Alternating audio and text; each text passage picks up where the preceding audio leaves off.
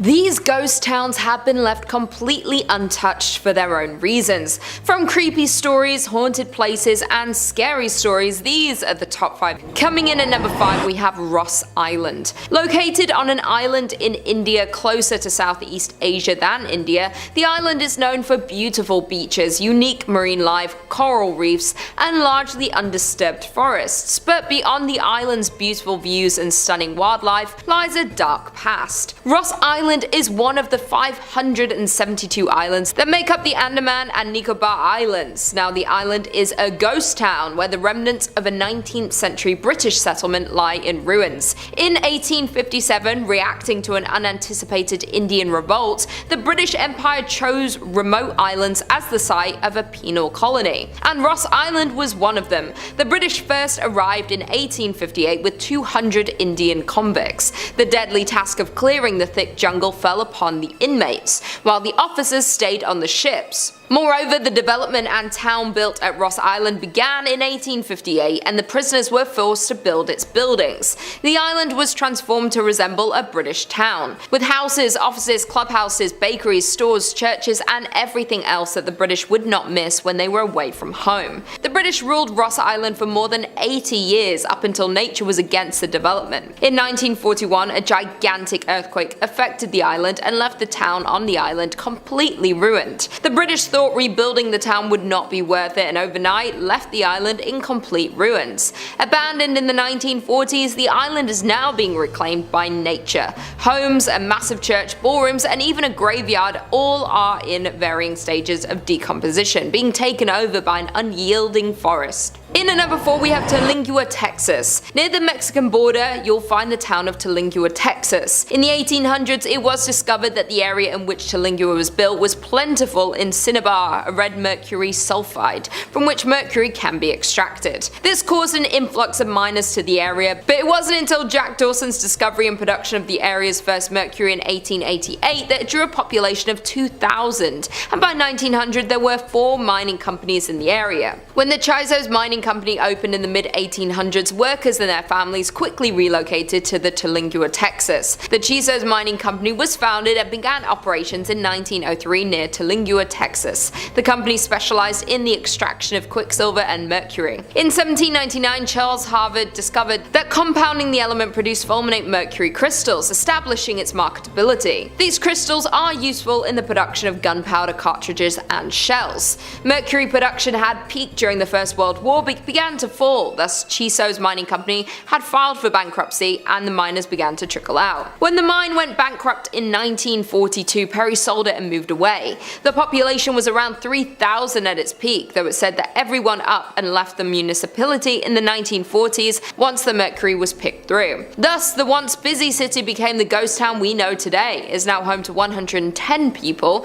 By the end of the war, it was an abandoned ghost town. In at number 3, we have Kennecott, Alaska. A once flourishing town with businesses, shops, a train, and a lively community is now left as a ghost town. The town of Kennecott in Alaska was flooded with people after copper was discovered in 1900. After the discovery, a group of wealthy investors formed the Kennecott Copper Corporation to mine the mountains above the Kennecott and Root glaciers. In the 27 years the mine was in full operation, the company and town grew significantly in fortune and people, and at its peak Kennecott employed 600 people. But by 1938 the copper was mostly gone, the mine was shut down and the town was left abandoned. The town was abruptly abandoned by its citizens, leaving most of their possessions behind. Since the middle of the 1950s the place had been completely deserted, with the railroad discontinued service that same year. Reports of ghosts along the abandoned tracks of the Kennecott train have been claimed for decades, while other visitors report having seen old tombstones along the route of the tracks, though the gravestones then vanish by the time the visitors make their return trip. Others have reported hearing disembodied voices and phantom children laughing. Reportedly, a 1990s construction project were halted after workers were scared away by the creepy sounds and unexplainable events. In at number 3, we have Jazirat Al-Hamra,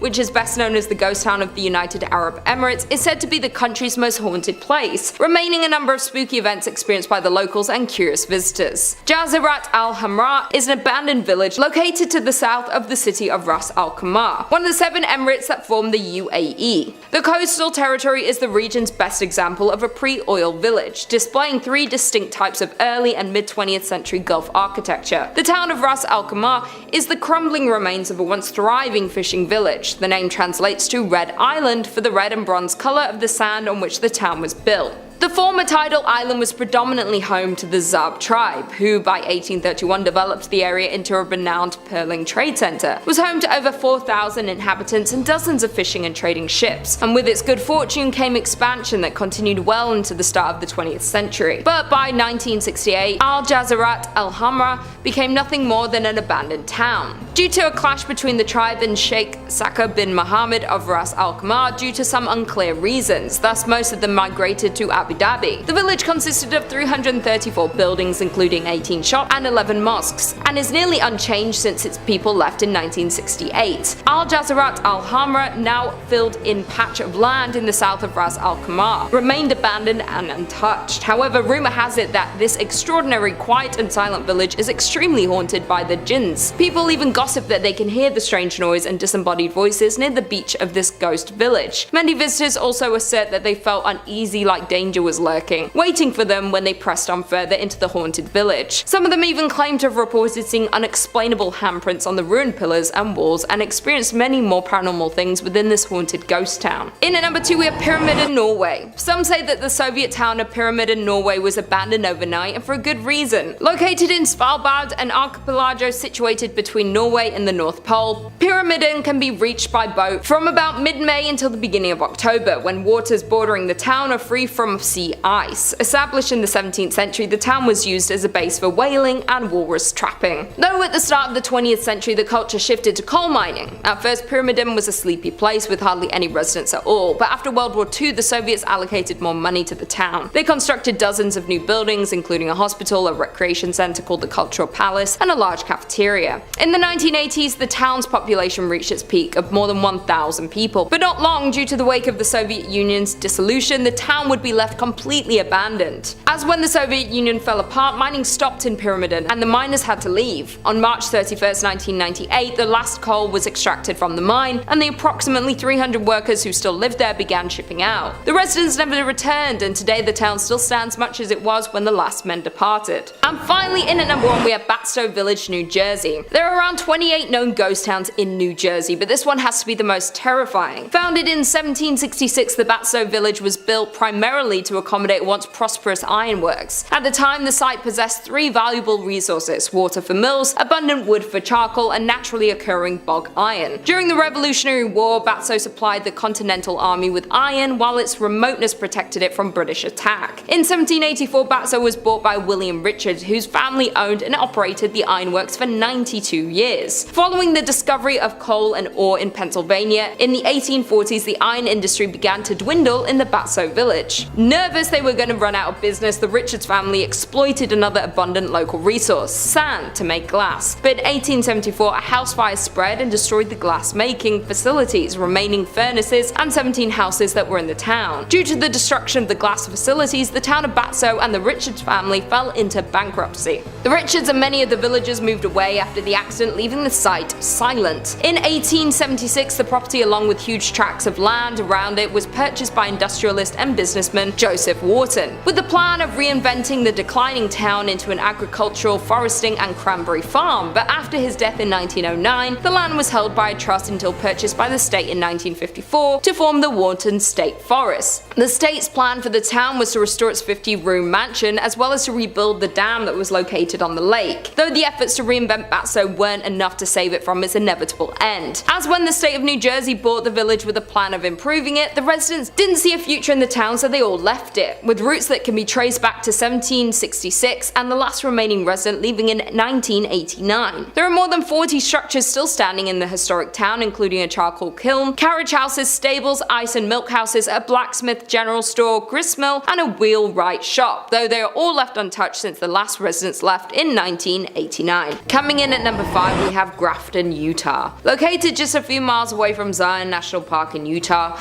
the now abandoned town of Grafton can be found.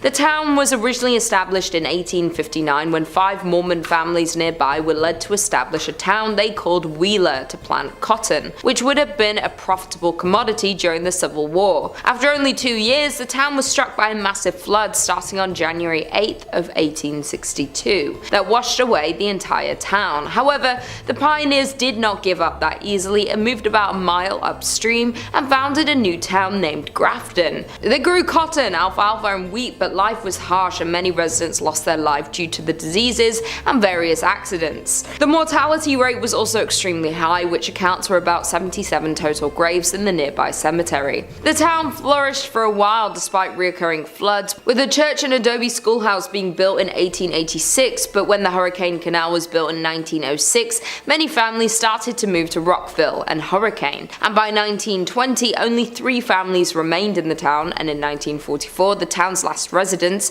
Frank Russell and his wife Ellen, moved as well. And although the town is now well maintained by the non-profit volunteer organization of the Grafton Heritage Partnership Project, its dark past can still be felt when exploring the area. People have reported hearing ghostly footsteps over the creaky floors in the empty buildings, as well as the breath of ghostly souls on the back of their necks. The entire town gives visitors a feeling as if being watched, and the shadowy figures can sometimes be spotted in the windows. Another visitor of the ghost town visited the basement of the Russell home and claimed that they found a chair sitting in the middle of the basement with a mark on it as if someone had recently sat on it. They had been exploring for over an hour at this point and had not encountered another person on the way to town or the entire time they were there, but for some reason the print looked brand new, with not a single speck of dust on it. After filming for a few moments in the basement and recording into the silence, they felt a rush of air, as if someone had just walked past them, which scared them, and they decided it was time to leave. There are even rumours of skinwalkers lurking in the area. Even the cemetery itself has many reports of people hearing crying, laughing and chilling screams, especially late in the day and when it's overcast. Some people have even seen a woman in a dress with her hair in a bun walking around the cemetery sobbing, but when they approached her she disappeared into thin air. There is no doubt that there is definitely a very uncomfortable feeling while walking around the gravestones, which isn't surprising knowing the sad history of the people laid to rest there. In at number 4 we have Deadwood, South Dakota. The town of Deadwood is located in South Dakota and gained attraction in the gold rush of 1876. In 1875 a miner named John B. Pearson found gold in a narrow canyon in these northern Black Hills. This canyon became known as Deadwood Gulch because of many dead trees that lined the canyon walls at the time. Practically overnight the tiny gold camp boomed into a town that played by its own rules that attracted outlaws, gamblers and gunslingers along with gold seekers. At its height the city had a population of 5,000, attracting larger than life Old West figures back then. The business district comprised largely of saloons, dance halls, card parlors and bodacious bordellos. They were all hungry for gold and did whatever they had to in order to get some. The business did whatever they could to serve the gold diggers, and sometimes that led to a little bit of conflict. Because of this, the now ghost town still lives with stories of its dead residents haunting present-day hotels and saloons. In 1876 Deadwood survived a smallpox epidemic that nearly wiped out the whole town. There were so many infected that multiple tents were erected to quarantine the stricken. In addition, it suffered 3 major fires. One devastating fire occurred on September 26, 1879, destroying more than 300 buildings and consuming the belongings of many inhabitants. Many numerous economic hardships also followed, pushing it to the verge of becoming another Old West ghost town. One of the most paranormally active sites in the ghost town is the Adam House. Built in 1892 after owner W.E. Adams had a stroke on the premises, his wife was so disturbed by the sounds of his ghost still walking around, rocking the rocking chairs and so forth, that she moved and left the house untouched, exactly as it was when he died. Now visitors and employees report having seen a rocking chair rock on its own, encountered a shadowy man standing at an upstairs window and heard voices and footsteps in rooms throughout the house. In at number 2 we have Cahawba Ghost Town. Alabama is home to many small towns. While some of these towns have very few residents, others are true ghost town because they've been completely abandoned. It's no secret that small abandoned towns give off an eerie vibe. As a matter of fact, one Alabama ghost town in particular that fits the bill is Old Cahawba. The small town of Old Cahawba is located in Dallas County. From 1820 to 1826,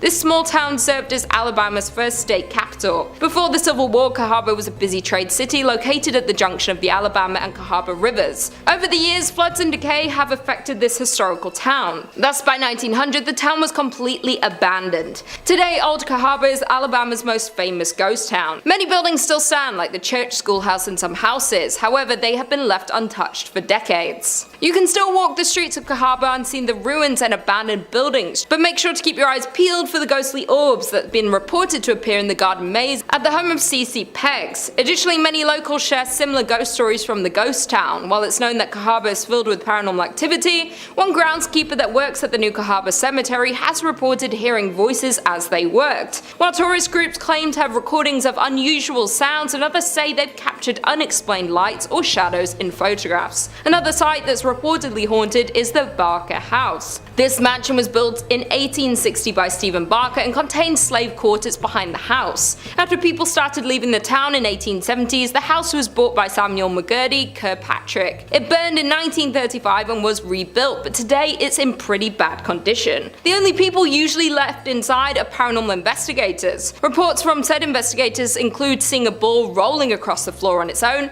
and a stuffed animal appearing to communicate with something else in the room. But the most well-known haunting in Cahawba is Peggs' ghost. Colonel Christopher Claudius Peggs was the leader of the 5th Alabama Regiment and was wounded leading a charge at the Battle of Seven Pines in Virginia in May 1862. He died from his wounds 2 months later, on July 15th. As the story goes, a couple were walking behind Peggs' home in the spring of 1862. As they walked, they spotted a ball of light. They tried to touch it, but their hands went right through it. It disappeared, but later came back and followed the couple. Due to all the mysterious crimes that happened in association to Peggs, seeing an orb around his former house is considered a bad omen and possibly even a supernatural warning. And finally, in at number 1, we have Centralia, Pennsylvania. Located in a quiet valley of Columbia County, Pennsylvania, is one of the state's least likely and least publicized tourist attractions. Centralia, Pennsylvania, once thriving with 14 active coal mines and 2,500 residents in the early 20th century. But by the 1960s, its thriving business and population hit a decline, and most of its mines were abandoned. Still at that point, over 1,000 people still resided in the town, and Centralia was far from dying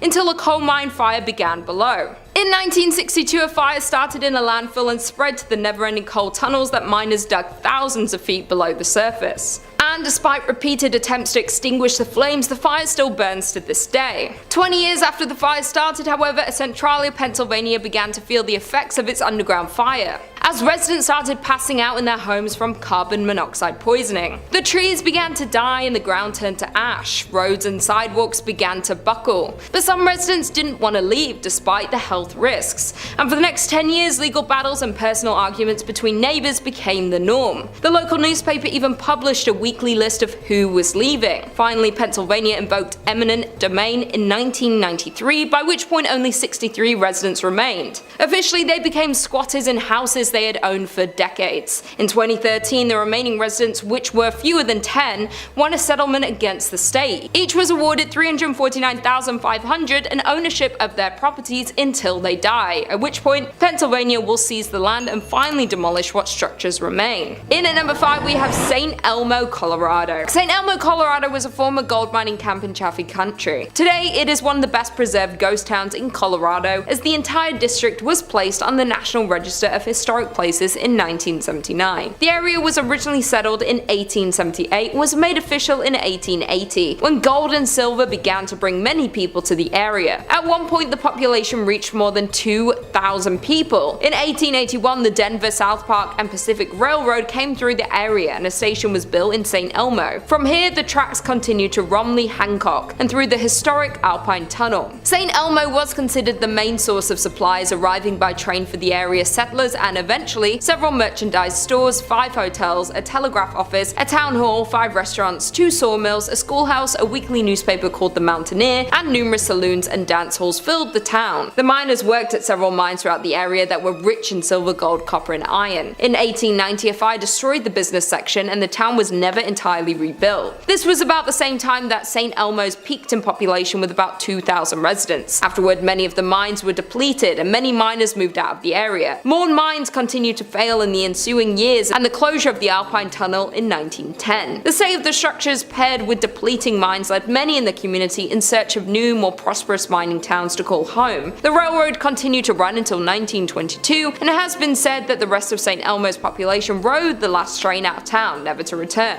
In 1969, the United States recognized St. Elmo as a historic district, and soon after, it became a unique tourist attraction that's open to the public, showcasing what life was like in the Old West. There is no shortage of urban legends and reports of hauntings in St. Elmo, but the most common occurrence of paranormal activity centers around the town's most notable family. To this day, one of the members of the Stark family still can be spotted in the ghost town. Anton's only daughter Annabelle resided there until she died in 1960. As legend has it, Annabelle continued her promise to protect the city even after she took her last breath. In at number 4 we have Rhyolite, Nevada. Founded in 1904 and abandoned by 1916, Rhyolite was one of several short-lived boom towns from the late gold rush era. People were drawn to the desert on the edge of Death Valley by the promise of gold found amongst quartz in local mines. And by 1906 the town had all the promising indicators of permanence and the largest population in the area. The town's citizens had an active social life, including baseball games, dances, basket socials, whist parties, tennis, a symphony, Sunday school picnics, basketball games, Saturday night variety shows at the Opera House, and pool tournaments. In 1906, Countess Majowski opened the Alaska Glacier Ice Cream Parlor to the delight of the local citizenry. That same year, an enterprising miner, Tom T. Kelly, built a bottle house out of 50,000 beer and liquor bottles. But in 1907, the US financial markets were rocked by panic that saw closures of banks, businesses, and mines. Rhyolite began to falter. The mine closed in 1911. Some claim that Rhyolite, about 120 miles northwest of Las Vegas, was once home to thousands of people, though not much remains of its glory days, which lasted less than 20 years. Set up in 1905, the town was a mining hotspot, but after the richest ore was exhausted, workers left for a new pasture and the population had dropped to close to zero by 1920. Industrialist Charles M. Schwab invested heavily in Rhyolite's infrastructure, which boasted a school, electric lights, water mains, newspapers, a hospital, and even an opera house, some of which can be seen today. There are only around 10 significant structures, yet the site is very evocative. The crumbling remains set against a backdrop of stark desert hills. In at number 2 we have Xunantunich, Belize. I hope that's how you say it. Deep in the jungle of Belize lies an ancient ruins of an abandoned town that has been left to crumble. The town has been left abandoned for over 1,000 years, though before the abandonment of this large and populated town, Xunantunich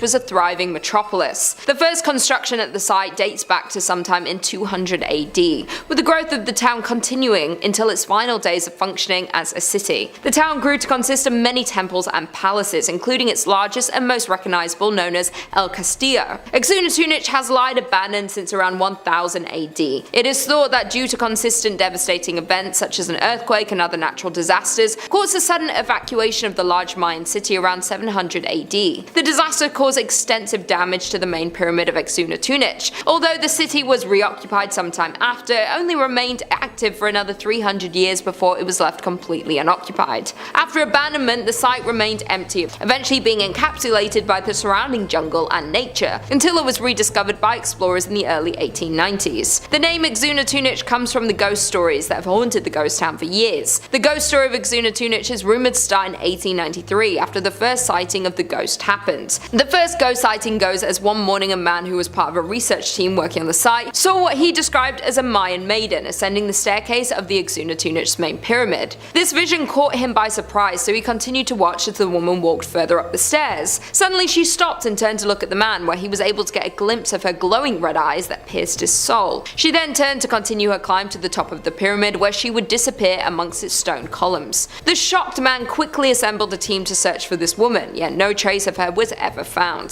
Since this sighting, countless more visitors have reported to also spot the ghostly maiden who haunts Xunantunich. She is always described to be ascending El Castillo's stairs. To this day, the sightings and reports from visitors continue. The ghost frequency is what gives Xunantunich its name, which translates to the Stone Lady in the Mayan language. Some believe that this Mayan maiden have formerly lived within the city many years ago. Others believe that she was a human sacrifice, trapped to relive her last moments of ascending to the top of the pyramid where her ritual would have been conducted. Then there are a few who believe her to be some sort of ancient godly spirit linked to the site and the Mayan culture. And finally, in at number 1 we have Calico, California. The ghost town of Calico can be found in California, midway between Batsto and Jerome. The beginning of the town started in 1875 and was built under the impression that there were prospects for silver in the Calico Mountains. But in the spring of 1883, many of the local miners left Calico when borax was discovered 3 miles east at Borate, though Calico again boomed in 1884 as additional silver discoveries were made. Gaining a population of some 2,500, the town supported 24 saloons and gambling dives that never closed, as well as more establishments such as the church, public school, dance school, and a literary society, along with dozens of retail businesses. By the late 1800s, Calico was bustling with prospectors searching for their fortunes, and the Calico mining district became one of the richest in the state. Calico's final decline began when the price of silver fell in the 1890s, but the Borate production kept it alive, even through the Panic of 1906. They tried to hold on, and borax for a time substituted for the shiny metal that had been Calico's fortune. Calico kept churning out valuable minerals until it finally exhausted its supply in the 1920s. Calico was soon abandoned and left to gradually decay in the desert sun until little remained, but in 1951 it was purchased by the Walter Knott, an ex-miner, and rebuilt as a modern ghost town. He restored the town to mostly how it was, in certain cases rebuilding some of the old structures as they were back in the 1880s. Considered one of the top haunted locations in California, Calico has its fair share of ghost stories,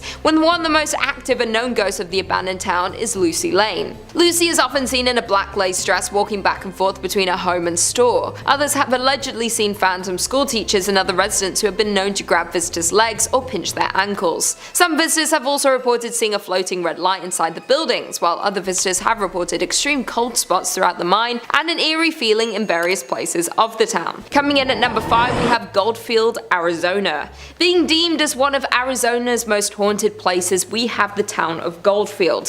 Founded in 1893, Goldfield was a promising land for gold mining. The town grew rapidly, gaining 1,500 residents during its first year. The space was quick to build businesses including stores, a blacksmith, a butcher, a brewery, and 3 saloons, though the town of Goldfield met its fall just as quickly as it was built up. After 5 short years, the gold ran out and people began to dwindle, eventually leaving it fully abandoned, securing its ghost town status. Being classified as a ghost town doesn't necessarily mean a place is haunted by ghosts, but this is not the case for the Goldfield ghost town. There's plenty of documentation and investigations that point to Goldfield being a paranormal active ground. It is known that a mysterious figure lurks within the shadows of the Goldfield ghost town bordello. It is unclear who this spirit would have been in life, yet it is commonly believed he was once a miner who lived in the town. Unexplainable knocks and bangs are heard in the building, and some unfortunate visitors have been scratched. This activity is attributed to a dark character who's usually seen wearing a cowboy hat. Just on the horizon of the Goldfield ghost town sits a landscape made ominous by its name and the legend surrounding it. The Superstition Mountains are cloaked in mystery and at the center of many fables, making them notorious among the paranormal community. The Superstition Mountains carry many secrets, the most famous being the location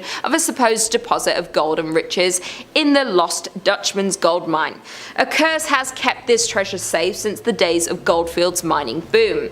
Many have set out to locate these riches, and many have returned empty-handed or found only death. Countless adventurers have perished in the Arizona heat pursuing this chase. Their ghosts are said to now haunt the mountainside. Other secrets of the mountain have people believing that the hill is a place where evil spirits hid and told stories of a devil that lived behind the mountain. There's also a rumored apparition of a hugely tall skeleton named the Borrego Phantom, which appears to those exploring the mountain after dark. Another layer of creepiness is added to the mountain by the local legend that reptile-looking people surface there after dark. All of these creepy mysteries are summed up pretty nicely in the Superstition Mountain's name. In at number 4 we have Glenrio, New Mexico.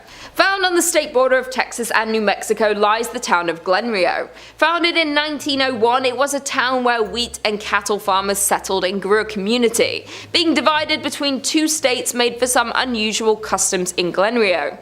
The mail would arrive at a train depot on the Texas side, but would have to be transported to the post office on the New Mexico side. The Texas side was part of a dry county, so all the bars were on the New Mexico side. Because the gasoline tax was higher in New Mexico, all the service stations were on the Texas side.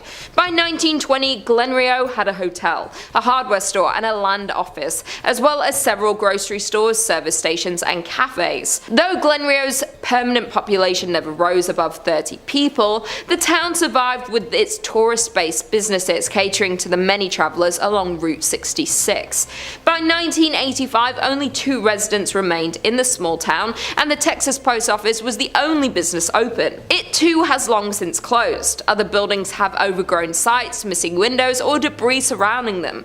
The detritus of 4 decades when Glenrio welcomed tens of thousands, fed and entertained them, and sent them on their way towards Chicago or California. In at number 3 we have Garnet, Montana. Found in Montana, the abandoned town of Garnet was another gold rush town that drew thousands of hopeful miners. Between 1862 and 1916, gold was mined from the area. During the peak of the town, it had hotels, saloons, schools, and stores in the midst of the town's biggest years. A 1912 fire burned down half of the town, and what was lost was not rebuilt. Many of the remaining structures were in poor condition even when they were lived in and regularly visited. This marked the decline of the town, as after 1917 the mine began to offer less and less, and by the time of World War I the town was almost fully abandoned. Garnet is perhaps the best preserved coast town in the state of Montana. There are plenty of people who believe the abandoned buildings are still home to some of the residents who once lived there. Some visitors have reported hearing laughter and music coming from Kelly's Saloon, which is the most common occurrence. I quote, "We didn't experience anything bordering on the supernatural during our visit, but we did find the beautifully preserved artifacts to be windows into Garnet's incredible past." Coming in at number 2 we have Jerome, Arizona. Located in Arizona, you will find the ghost town of Jerome. Once a copper mining town, Jerome was the 3rd largest town in the early 1900s. Its streets were filled with 37 saloons, 13 bordellos, and a meager 4 churches in 1917, and again in 1926 after a mine blast damaged the original. A series of ill-fated events at this site would almost lead one to call it cursed. When the Great Depression hit, conditions in the town took a sharp downturn. Plagued with man-made disasters and poor fortune, Jerome's population gradually dwindled from thousands to somewhere between 20 to 50 residents. Finally in 1950 the town was abandoned for good. A number of visitors have recounted other mysterious sightings. Visual apparitions range from human-shaped figures that roam the halls and stairways of the old hotel to a friendly animal that is said to scratch and meow at the doors. Additionally, one of the town's most well-known ghosts is said to lurk at the town's community center. Formerly called Lawrence Memorial Hall, the building is more often familiarly termed Spook Hall due to several strange happenings. With all the other apparitions wandering about this historic town, the cemetery, of course, known as the most haunted place in the whole town. Visitors here have made numerous reports of dark figures moving about, the sound of ethereal footsteps, and the sounds of distant voices. The old cemetery includes graves dating from 1897 to 1942. And finally in at number 1 we have Cerro Gordo, California. Cerro Gordo is a ghost town located in Death Valley and is considered one of the best abandoned places in California. Cerro Gordo means fat hills in Spanish. It was named this for the vast amount of silver it contained. By the end of 1869 the city flourished and became well known for its promising business. By 1871 Cerro Gordo was well established as a mining town. The American Hotel was completed that year, as were several other permanent structures, a general store, restaurants and saloons. At its height, the town had 5,000 residents. In 1875, Cerro Gordo suffered a series of setbacks, necessitating the shutdown of its furnaces. These problems resulted from a scarcity of ore in the mine, which had lasted for several months, and the temporary drying up of its water supply. In addition, by late 1876, a fire accident happened through some of the mine buildings and the union shaft, and the furnaces were closed the following February due to the disaster. A more lethal blow was dealt by falling lead and silver crisis, effectively ending this era of activity at Cerro Gordo. Because of all the tragedy that occurred in Cerro Gordo, there's been multiple paranormal investigations held at the grounds of the abandoned town. While the new owner of the town was purchasing it, he was warned that they might have some visitors hanging around, and by visitors they meant spirits. One of the now owner's ghost stories goes along the lines of, as he was walking toward the bunkhouse, he looked at the window, the curtain pulled to the side and a little face poked out. Under the assumption that the contractors were staying in the bunkhouse, he asked when they were leaving, and he was told that they're gone for 2 weeks. So a little uneasy, he locked up the door and went for a hike. By the time he got back, the kitchen light was on, even with the lock still on the door. Coming in at number 5, we have Bodie, California. Located up in the Bodie Hills in Mono County, California near Yosemite, in 1859 4 miners found a good place to look for gold in the hills near the California-Nevada border. Bodie died in a blizzard not long after, but a small mining town sprung up at their camp. The town was home to 10,000 people. Bodie was a mining camp in 1859 where people had seen gold in its hills. Eventually it turned to a well-populated town. Though, like most mining towns, it saw its peak, its losses, and then its decline. Fast forward to 1962 and the town would be fully abandoned. Although it already showed signs of decline with dwindling numbers at the start of the 20th century, a series of fires forced the last remaining residents to flee the town, leaving it almost exactly as it was in the early 1900s. Dinner tables are still set up, shops are still stocked with supplies, and restaurants are still poised to serve long-forgotten meals. Today, the 110 silent buildings sit spaced out for traffic and people that aren't there. Buildings such as a barbershop, a church, a mill, a morgue, and a leaning hotel is held up by a beam have been left untouched for 100 years. Though since it has been left and abandoned for years, some of the buildings are in crumbling state of decay, while others stand strong, full of their original items but long devoid of their owners. There were also 16 saloons and thus a fair amount of danger. People were robbed and crimes occurred quite often, though the curse of Bodie has nothing to do with the fires or the shootings. It started because people started taking artifacts from the abandoned buildings. They take weather-worn shoes or pieces of glass from shattered windows. Somebody once ran off with a piano. Those items may seem like they have no value, but all objects carry equal significance in telling the story of Bodie. Thus, the curse of Bodie emerged, where if you take something from Bodie, bad luck will come around to get you. Because of the rumor spreading of a curse, people who stole items would send them back, often including heartfelt apology letters explaining that they didn't expect their fish to pass, or their romantic life to tank from stealing from Bodie. Coming in at number 4, we have Bannack, Montana. The once bright star of Montana is now a ruin, a town in arrested decay, with few remaining storefronts, saloons, and hotels. The town was founded in 1862 when a group of Pikes Peakers from the Goldfields of Colorado set up camp on the banks of the creek. Finding gold, the miners staked claims and promptly failed to keep the find a secret. By the spring of 1863, the area boasted a population of 5,000. By 1864, Bannack had started to fade, losing importance. The remnants of the past still exist with empty buildings and weathered wood. Today, over 60 structures remain standing, most of which can be explored. The town is known as a site for paranormal activity. It is known that ghosts of the abandoned town walk the streets of Bannack. The most common ghost story, though, is the story of Dorothy Dunn. In August 1916, Dorothy Dunn, her cousin Fern, and a friend waded into a dredge pond and stepped into deep water, but none of the three knew how to swim. Luckily, a passerby was able to save both Fern and the friend, but Dorothy was not as lucky. Today, the site of the tragic drowning is referred to as Dorothy's Hole. Sometime after the accident, Bertie saw a ghost of her friend upstairs in the hotel of the town. She recognized Dorothy by her long blue dress. Although Bertie rarely discussed the sightings, other visitors began to report seeing the spirit of a young girl in a long blue dress in the window of the hotel. Others have reported cold spots, and some have reported trying to speak to the girl in a long blue dress. Bannack was filled with adult workers, crimes, murders, and of course the notorious sheriff and outlaw Henry Plummer, whose vast gang terrorized and robbed southwest Montana for years. Henry Plummer was handsome, well-dressed, and charismatic. He was also able to gain the trust of the area miners and was soon elected sheriff of the community. However, little did the citizens of Bannack know, but their new sheriff led a secret band of road agents called the Innocents, who began to terrorize the travelers between Bannack and Virginia City, robbing and ending more than 100 men over the next several months. Once caught for his terrible actions, Henry Plummer met his fatal end at the hands of the town's citizens. Today, many say that the ghost of Henry Plummer haunts this old settlement. Perhaps he wants to avenge his name. In at number 3 we have Thurmond, West Virginia. The historic town of Thurmond, located in the heart of New River Gorge, was established by Captain William D. Thurmond in the 1880s. Captain Thurmond passed in 1910, but the town continued its growth. During its height in the 1920s, the town was flourishing with a number of businesses and facilities in the railway industry. Thurmond had 2 banks, 2 hotels, stores, a cinema and offices, yet after a series of setbacks, Thurmond soon went from boom to bust. A number of factors played a role in the town's slow decline. The first problem was the increased rail competition and the emergence of cars. Then in 1930, a fire that led to the closure of the biggest hotel in the town,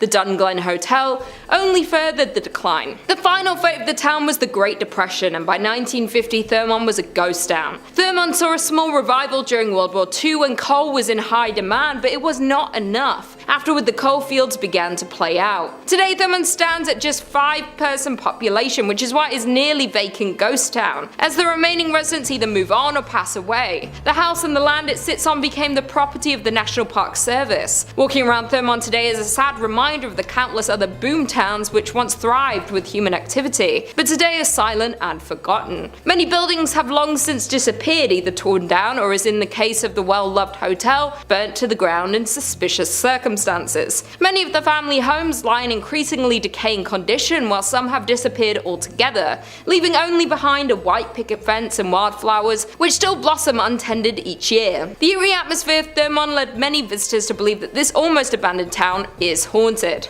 Number 3 on this list is Deception Island in Antarctica. Deception Island can be found just off the northwest Antarctic peninsula in the South Shetland Islands. The island itself is quite remote and can only be reached by ship. The island was once known for being the safest harbor in Antarctica and used as a sealing and whaling station, having interested Britain, Chile, and Argentina for a place of science and military, where Britain ended up using it as a military base, but not for long, as it was deserted when volcanic activity destroyed it in 1960. Today, Deception Island is a popular Antarctic tourism destination and a scientific outpost for summer research teams from Spain and Argentina. With a history rich in destruction and conflict, the horseshoe-shaped landmass can leave visitors with more than a touch of nostalgia and even the uneasy feeling that the island is true to its name, that something here is not as it seems. Since it's been abandoned, the island is known to be a paranormal active hotspot, as many of the ghosts of Deception Island are plain to see, with abandoned scientific research stations, airplane hangars,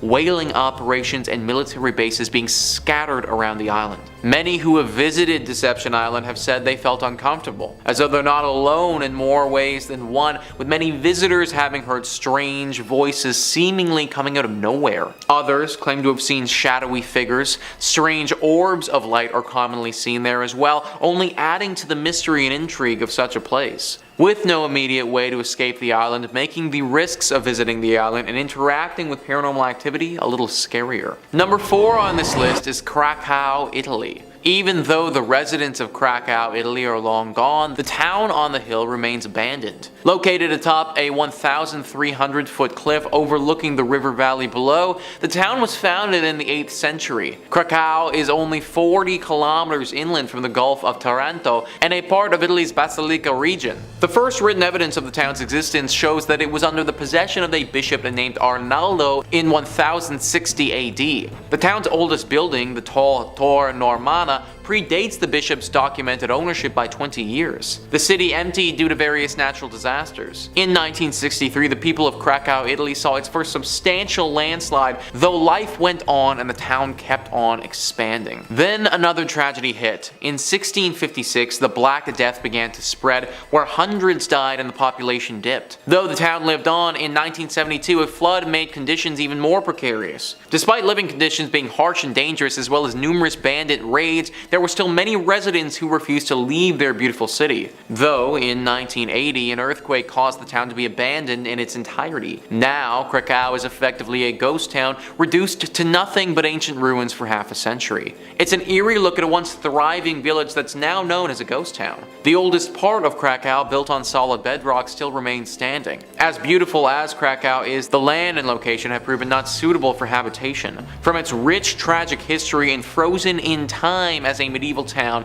it's only safe to assume that the town is haunted by its past. And finally, number 1 on this list is Kennecott, Alaska. Built in 1903, the town of Kennecott was once bustling with people, full of workers who came to the town in search of wealth and work in the mines. There were businesses, shops, a train connection, and a lot of life. Then, in 1938, the town was abruptly abandoned by its citizens, leaving most of their possessions behind. Since the middle of the 1950s, the place has been completely deserted. In the Kennecott mines, it was not gold that people were digging for, like in so many other places, but copper. After copper was discovered in the area in 1900, a group of wealthy investors formed the Kennecott Copper Corporation to mine the incredibly rich veins in the jagged mountains. In the 27 years the mine was in full operation, the company made more than $100 million and a company town grew around the mine. It grew quickly into a major town with a school, a hospital, a saloon, and a brothel. But by 1938, the copper deposits were mostly gone,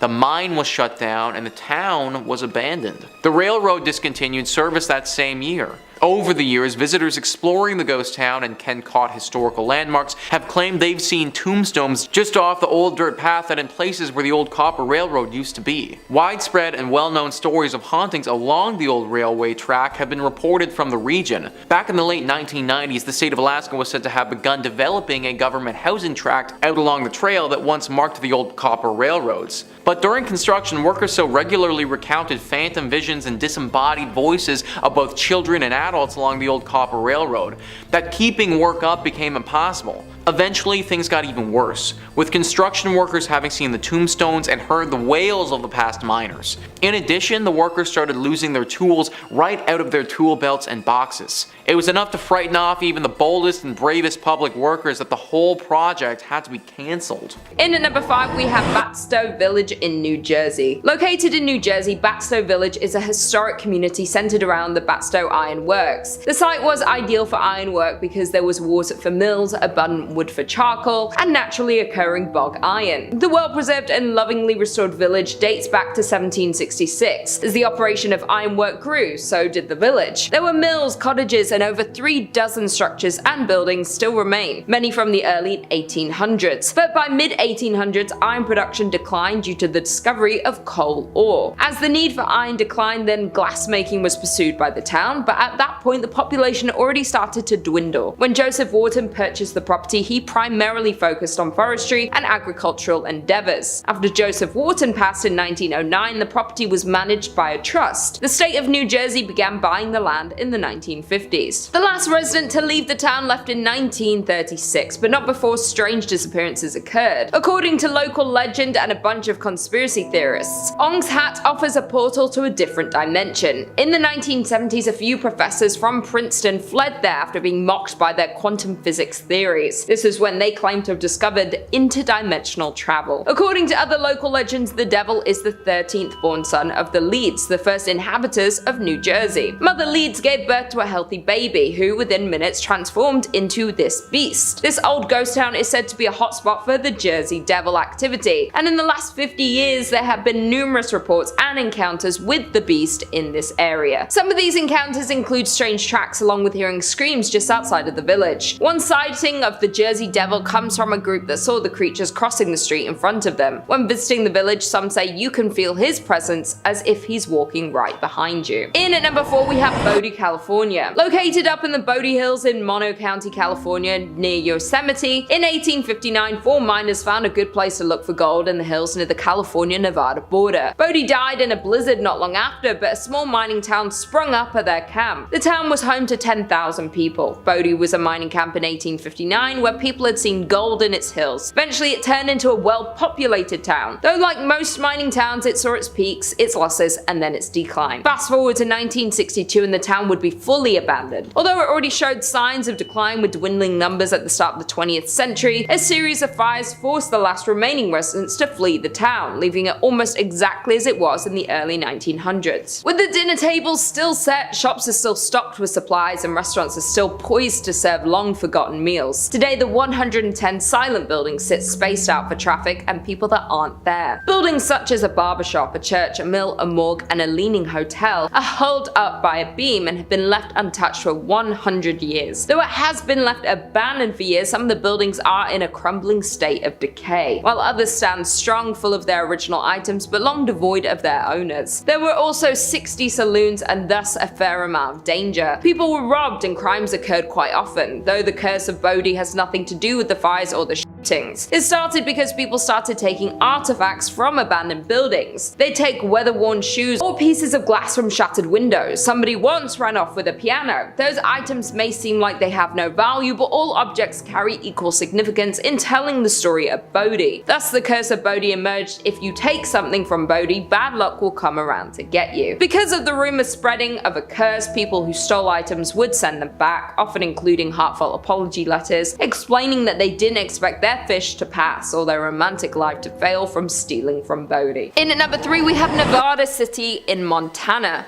Miners settled in Nevada City in 1963, along with establishing their homes and businesses in this new town. Located in southwestern Montana, the town is 1.5 miles from Virginia City. The town was thriving up until 1876, when the gold miners moved to other promising sites. In 1896, the Connery Placer Mining Company destroyed most of the city's buildings. The company dredged the gulch and later abandoned it, leaving heavy wooden barges. This abandoned town being haunted is old news, as the Nevada City Hotel is reported to be frequented by the apparition of a road agent who lost their life nearby, according to online sources.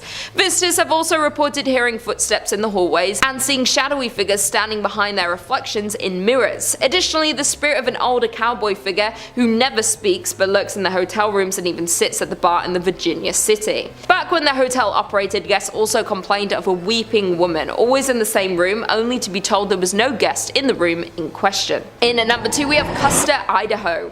The mining town of Custer was born in 1879 by gold miners looking for their next gold hotspot. Prospectors discovered gold in what would become known as the Yankee Fork area of central Idaho in 1867. The area was worked on a small scale for more than a decade before the discovery of General Custer Mine. The General Custer Mining Company closed in 1888 and the district experienced a sharp decline.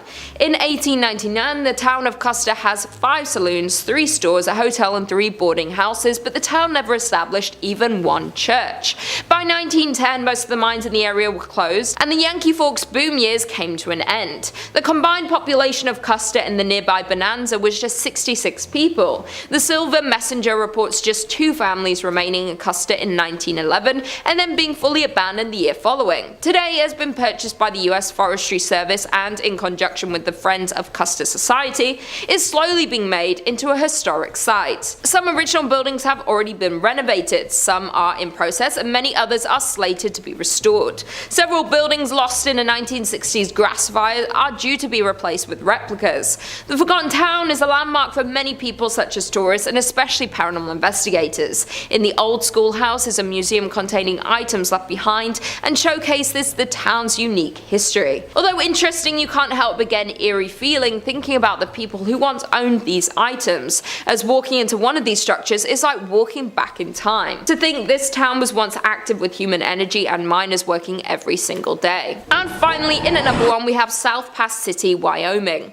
Only about 10 miles north of the Oregon Trail is the shell of a town that used to be a busy gold mining camp. Established in a small valley along the banks of Willow Creek, the town was born in 1867. The town was built there because gold was discovered in the Wind River Mountains. By 1868, South Pass City boasted over 250 buildings, 1,000 people, and hundreds of claims. The town was extremely busy as its half-a-mile long main street boasted numerous hotels, restaurants, general stores, 2 newspapers, doctors, a bowling alley, and dozens of saloons. The mining district continued to grow to as many as 3,000 residents. Miners looking for investors and newspapers promoting further settlement in the area exaggerated the region's amount of gold. But for South Pass City, its great success wouldn't last, and just 2 years after its establishment would begin to show its first signs of declining. Hitting a fall in early 1869, the town resurged briefly after outsider capital capital was poured into the area, but would fall again as expenses and hardships to recover the gold proved too costly for most miners. By 1872, the town was only occupied by only a few hundred people. In the end, South Pass would become a permanent ghost town. By 1949, the last of the pioneer families had moved on from South Pass City, and the buildings had fallen into disrepair. The grounds of the old town are known to be haunted, and Highway 287 that follows the route of the Oregon Trail over South Pass, which is the reason South Pass City ever existed, has had its fair share of ghost sightings. According to a local ghost story, a woman was driving home from a long day in Denver. Her friend had fallen asleep in the passenger seat. After passing through Jeffrey City, the driver spotted a dark, hunched figure walking toward the road in the sagebush. About a half-mile later, she saw the same figure closer to the road. She noted his pig coat as he became clearer. About a half-mile later, still thinking about this man and his surprising reappearance, she reached over to wake her friend and request she take a turn driving. As her friend awoke, she saw the same man at the edge of the road, just crossing the white line onto the highway next to the car. Screaming, they accelerated away and compared descriptions. It was certainly the same man. Number 5 on this list is Pripyat, Ukraine. Once a growing and bustling Ukrainian city, Pripyat is now a shell of its former self and likely haunted. Located in northern Ukraine and about 90 kilometers from the capital of Kiev, the town used to have a community of 50,000 people. But in 1986, the Chernobyl power plant had a horrible disaster, and the nuclear fallout that ensued was catastrophic. The plant had 4 nuclear reactors, and on April 26, 1986, reactor number 4 blew up during a test. The Soviets were initially reluctant to make the disaster public, but had no choice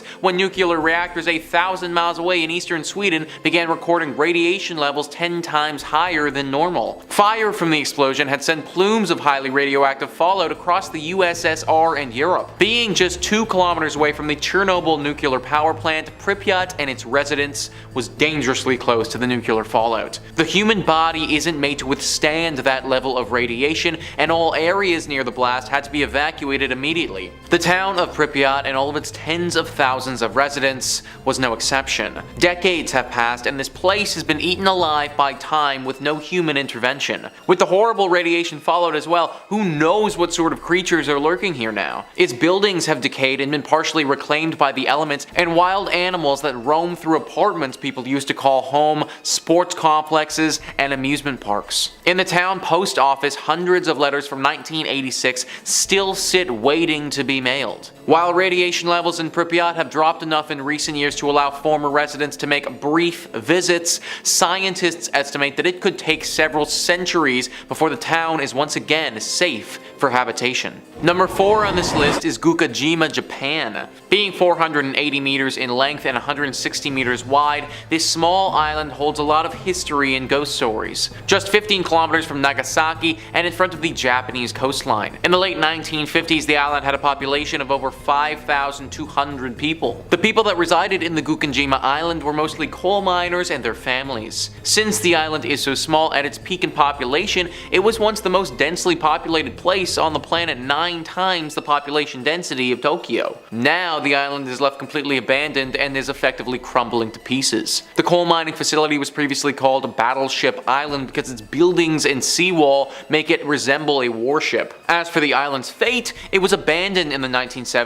when petroleum fuels made coal obsolete. But abandoned does not mean empty, because the ghosts of the past have taken over the island and its buildings. The buildings were built by Korean and Chinese prisoners who were forced to work here from 1930 to just after World War II. The conditions of these forced laborers were hard, and some never made it back home. The people who worked here named the island Jail Island, or even Hell Island. After the war, the Japanese came to the island to work here themselves. In 1974, the mines started to run out of coal and people left the island. Soon, the island's uninhabited parts were reclaimed by nature. The weather conditions started affecting the concrete and buildings started falling apart. Sometimes people camped out here, but that was a very dangerous thing to do. The government wanted to discourage people from going over on their own and therefore decided to make it open to the public. Even though tourists are allowed to visit the island today, the echoes of the past still linger here, especially in the minds of the relatives of those forced laborers that have been forced to work here and inside the crumbling buildings. Fishermen who sail near the island claim they have seen strange flickering lights in the buildings, even though the island has no electricity. Strange noises have been heard and cold spots have been felt. People say they had the sensation of being watched, and there are some claims of people that have been touched by unseen hands. Nowadays, people who have visited say the decaying settlement contains so many items from the 70s that it almost looks as if people still live there. Day trippers beware, though, as exploring Hashima takes organization and many of the building structures are dangerously unstable. In at number 3 we have Terlingua in Texas. The town of Terlingua, Texas was once a bustling mining town full of life, wealth and promise. Today it's a ghost town with abandoned mine shafts, a general store, an old jail, a church and multiple ghost houses. Terlingua became of interest to local miners in the late 1800s when they discovered cinnabar, a red mercury sulfide. A man by the name of Jack Dawson discovered that mercury could be extracted from the cinnabar, and by 1900 there were 4 mining companies in the area with a population of over 2,000 people. The Chisos Mining Company owned the entire town of Terlingua, and at one point they built a general store, a post office, a hotel, a school, a theatre and even a telephone service. Though conditions in the mine were tough, with the 7-day work week being the standard, working long days in the desert heat led many miners to lose their lives in the mines. To make matters worse, the Chisos Mining Company even paid their workers in coupons, which could only be spent at the company-owned store. The decline started once the mines dried up, companies left and the people left with them. One of the scariest parts of the town is the church, which sits on the hill above the ghost town. One quote says, "As we approached the church, the door opened all by itself. Inside the church, visitors report an eerie feeling when entering the church. Moreover, several others report experiencing blackouts, blurred vision and even hallucinations while exploring the abandoned town." Researchers theorize that this is due to low frequency sound waves in the area that are able to alter people's perceptions of the things around them and as well as disorient them. In at number 2 we have Ludlow, Colorado. Located about 12 miles north of Trinidad, Ludlow, Colorado is a ghost town known for an infamous event in 1914. A former mining camp, it was the location of the Ludlow Massacre. Beginning in 1910, the resident coal miners grew unhappy over their dangerous working conditions and began to debate a strike. By 1913, a strike had begun, much to the dismay of owner John B. Rockefeller. On April 20th, 1914, there was a massacre in Ludlow, where the Colorado National Guard and Colorado Fuel and Iron Company guards attacked miners, burning their tents to the ground. Known as the Ludlow Massacre, 25 people lost their lives. The massacre was the height of the Colorado Coalfield War, which began a year earlier in 1913. 2 coal mining counties, Las Animas and Huerfano, were the centers of the conflict. The United Mine Workers of America led the strike against the Colorado Fuel and Iron, owned by Rockefeller. They were upset over the horrible working conditions. Both parties led attacks back and forth over the years. Today, the old company town of Ludlow still stands as a ghost town, and the site of the tent city is also kept reserved, now under the care of the United Mine Workers of America. A monument to the deceased was also built by the Union at the site. In addition, the cellar where so many innocents perished is still in place. The doorway can still be seen and the dark depths of the pit can still be viewed. Though this isn't recommended, as many people who visit the abandoned ghost town report a strange feeling when looking through the doorway, and even worse, possible whispers around them with an unexplainable source. And finally, in at number 1 we have Helltown, Ohio. The abandoned town known as Helltown can be found in the Cuyahoga Valley in Ohio. There sits an eerie deserted town known by locals to be haunted. No people live in the area anymore, though there are still remnants of the lives of former residents left behind. The whole town is surrounded by hazardous roads that seemingly lead to nowhere. Locals believe this was done to confuse any wandering explorers. But the Helltown Church seems to have inspired the town's ominous name. The tiny white church is in the center of Helltown and is central to all local theories. Some say the church was a place of worship for practicing Satanists who still lurk around the closed-off roads, hoping to recruit unwelcome visitors. Others believe the town was evacuated after a chemical spill that resulted in bizarre mutations of the residents and animal population. The legend of the Peninsula Python stems from this theory. There even sits an abandoned school bus in the town with legends of its own. The story goes that the bus was carrying a group of high school students who were going to one of the ski resorts near Boston when an elderly woman flagged down the bus. She was in a panicked state and explained that there was a young boy in her house who was seriously hurt. The bus driver in an attempt to help, turned down her driveway and drove into the woods hoping to help the boy. When the bus approached the house, Satan worshippers swarmed it and sacrificed all those on board. The bus sat back there for over 30 years, standing as a warning to all who decide to venture into Helltown. A local paranormal investigator set out to research the abandoned town, and to his surprise, what he discovered was truly frightening. He describes Helltown as not just truly abandoned, but is home to many spirits and hauntings. His personal experience with a ghost encounter was returning to his car to find strange people looking into his car windows. Both times the people vanished as soon as they saw him approaching the car before he had a chance to speak to them.